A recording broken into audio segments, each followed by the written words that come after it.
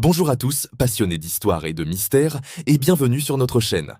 Aujourd'hui, nous plongeons au cœur d'une des énigmes les plus fascinantes de la piraterie, une histoire qui mêle or, code secret et un pirate français légendaire.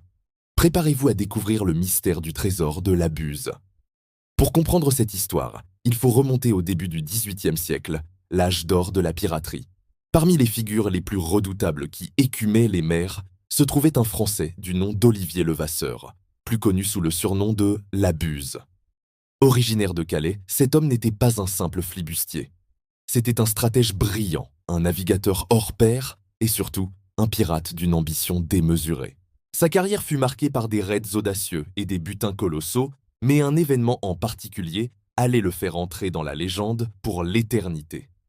Nous sommes en 1721, au large de l'île de la Réunion.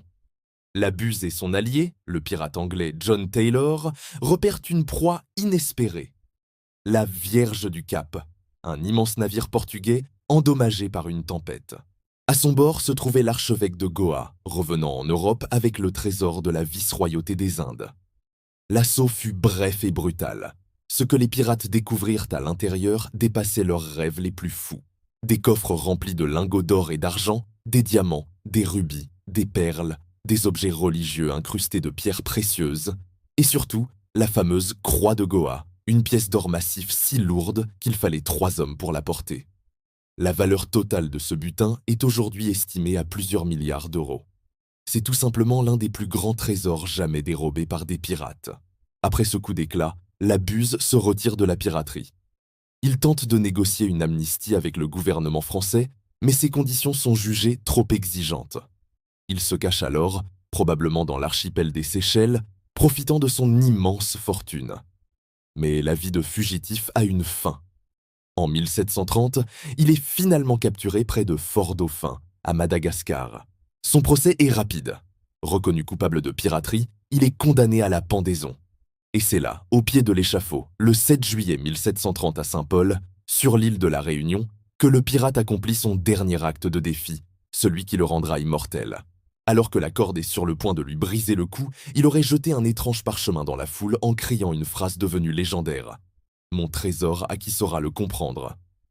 Ce parchemin, c'était un cryptogramme, une série de symboles mystérieux. La Buse ne venait pas seulement de mourir, il venait de lancer la plus grande chasse au trésor de l'histoire. Ce fameux cryptogramme est le cœur du mystère.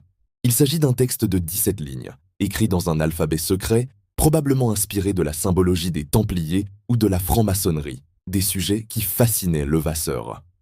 Depuis près de 3 siècles, ce code a obsédé des générations de chercheurs, d'historiens et d'aventuriers. Que cache-t-il ? La localisation précise de la cachette où la Buse a dissimulé le trésor de la Vierge du Cap. Les théories sur l'emplacement du trésor sont nombreuses. La plupart des recherches se concentrent sur les Seychelles, où la Buse a passé plusieurs années. L'île de Mahé, en particulier, est au centre de toutes les attentions. Certains pensent que le cryptogramme est une carte stellaire, d'autres qu'il décrit des points de repère géographiques sur l'île.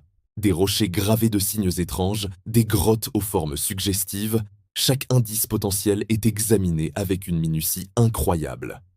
L'une des figures les plus emblématiques de cette quête est un homme du nom de Reginald Cruise Wilkins.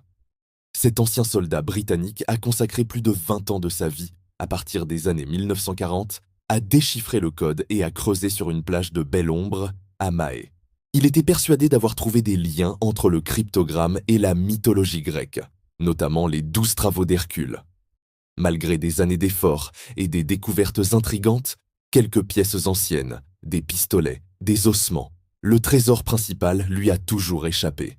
Il a transmis sa passion et ses recherches à son fils, John, qui continue aujourd'hui encore de chercher, convaincu que son père était sur la bonne voie. Mais alors, ce trésor existe-t-il vraiment ou n'est-ce qu'une légende savamment entretenue?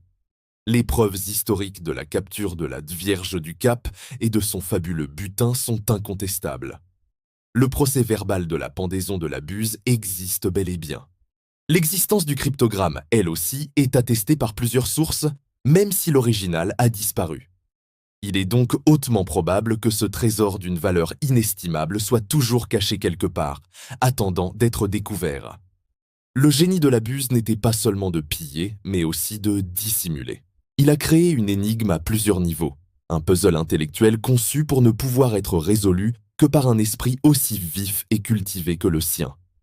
Le secret ne réside peut-être pas seulement dans le décodage littéral des symboles, mais dans la compréhension de la mentalité du pirate, de ses connaissances en astronomie, en mythologie et peut-être même en alchimie. Aujourd'hui, l'énigme reste entière. Le trésor de la Buse continue de faire rêver. Il symbolise l'aventure ultime, la promesse d'une fortune inimaginable au bout d'un défi intellectuel. Des cryptologues modernes, armés d'ordinateurs et d'algorithmes, se penchent sur le code. Des explorateurs, équipés de sonars et de détecteurs de métaux, continuent de sonder les sols des Seychelles. Chaque nouvelle théorie, chaque nouvelle découverte ravive la flamme de cette quête presque tricentenaire. Et vous, qu'en pensez-vous? Pensez-vous que le trésor sera un jour découvert? Ou que la Buse a emporté son secret dans la tombe, laissant derrière lui le plus grand canular de l'histoire de la piraterie? Le mystère de la Buse est bien plus qu'une simple histoire de trésor. C'est le témoignage d'un esprit rebelle qui, même face à la mort, a trouvé le moyen de lancer un dernier défi au monde entier. Un défi qui, aujourd'hui encore, continue de nous captiver. Merci d'avoir regardé cette vidéo jusqu'au bout.